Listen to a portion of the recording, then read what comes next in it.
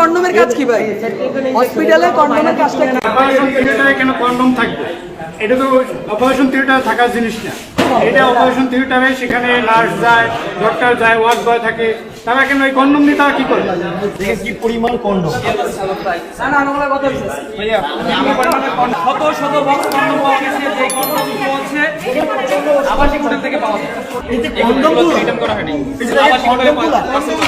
এখানে কি রাখা উচিত? এখানে কি রাখে কোনো কাজ আছে? কন্ডোম রাখার জায়গা এখানে কোনো কাজ আছে? কন্ডোম সবচেয়ে এইটা ভাই, এটা সবচেয়ে জোস শেরেবাংলা মেডিকেল কলেজের কন্ডোম।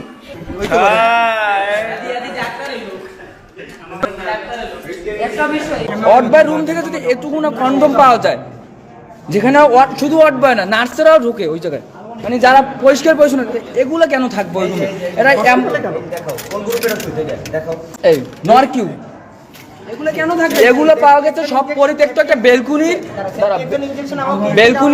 আরে বাবা দাঁড়াও না, বেলকুনির একটা আলমারি থেকে, পরিত্যক্ত আলমারি থেকে তালা দেওয়া, যেই জায়গায় নার্সেরা ফোন দিয়েছে ইনচার্জকে, যে ইনচার্জের দায়িত্বে কেন থাকবে? যে একটা পরিত্যক্ত বেলকুনির দায়িত্বে একটা ইনচার্জ কেন থাকবে? আমার কথা হচ্ছে এইটা, আমাদের ধারণা যেটা যে এই কন্ডোম এতগুলো প্যাকেট তো ওই জায়গায় থাকার কথা, পার্সোনাল থাকলে একটা দুটো থাকবে। হসপিটালে কন্ডোমের কাজ কি ভাই?